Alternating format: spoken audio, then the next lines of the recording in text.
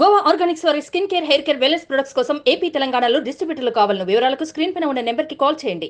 ఆంధ్రప్రదేశ్లో సార్వత్రిక ఎన్నికలకు వారం రోజులు కూడా సమయం లేదు. ఈ తరుణంలో పెద్ద ఎత్తున నగదు చేతులు మారతాయనే అనుమానంతో ఎన్నికల సంఘం నిఘా పెంచింది.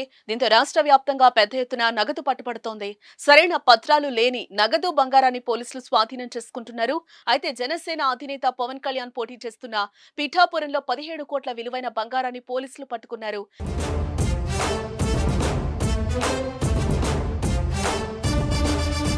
బంగారానికి సరైన బిల్లులు కానీ, తీసుకుని వెళ్తున్న వ్యక్తుల వివరాలు కానీ సరిగా లేకపోవడంతో పాటు దానిని అక్రమంగా తరలిస్తున్న వాహనాన్ని పోలీసు అధికారులు పట్టుకున్నారు.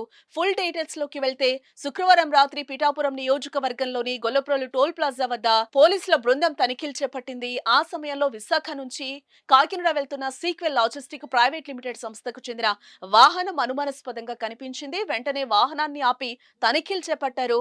అందులో బంగారం, వెండి వస్తువులు ఉన్నట్లుగా అధికారులు గుర్తించారు. ఈ బంగారానికి సరైన కాగితాలు కానీ, తరలించే వ్యక్తుల పేర్లు కానీ సరిగా లేకపోవడంతో అధికారులు బంగారంతో పాటు వాహనాన్ని కూడా సీజ్ చేసి కాకినాడ జిల్లా ఖజానా కార్యాలయానికి తరలించారు. కాకినాడకు చెందిన పలు ప్రముఖ జ్యువెలరీ షాపులకు ఆభరణాలు వెళ్తున్నట్లుగా తెలుస్తోంది. దీనిపై పూర్తి స్థాయిలో విచారిస్తున్నారు. ఏప్రిల్ 13న కూడా ఇదే తరహాలో 3 కోట్ల విలువైన బంగారాన్ని పోలీసులు స్వాధీనం చేసుకున్నట్లుగా తెలిపారు. మరి ఆ బంగారం ఎవరిది, ఎక్కడికి తీసుకెళ్తున్నారు తదితర విషయాలు తెలియాల్సి ఉంది. జనసేనాని పవన్ కళ్యాణ్ పోటీ చేస్తున్న పిఠాపురం నియోజకవర్గంపై అందరి ఫోకస్ ఉందని చెప్పుకోవచ్చు. పవన్ ను ఓడించాలనే ఉద్దేశంతో అధికార వైసీపీ ప్రతిష్టాత్మకంగా తీసుకుంది. ఈ క్రమంలోనే కాకినాడ ఎంపీ వంగ గీత పిఠాపురం ఎమ్మెల్యే అభ్యర్థిగా ఉన్నారు. ఇంతటి ప్రాధాన్యం సంతరించుకున్న పిఠాపురంలో ఏ చిన్న విషయం జరిగినా కూడా హాట్ టాపిక్ గా మారుతోంది.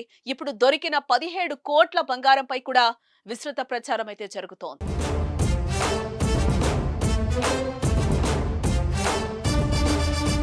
సుమన్ టీవీలో మీ పర్సనల్ అండ్ బిజినెస్ ప్రమోషన్స్ కోసం కింది నెంబర్కి కాంటాక్ట్ చేయండి.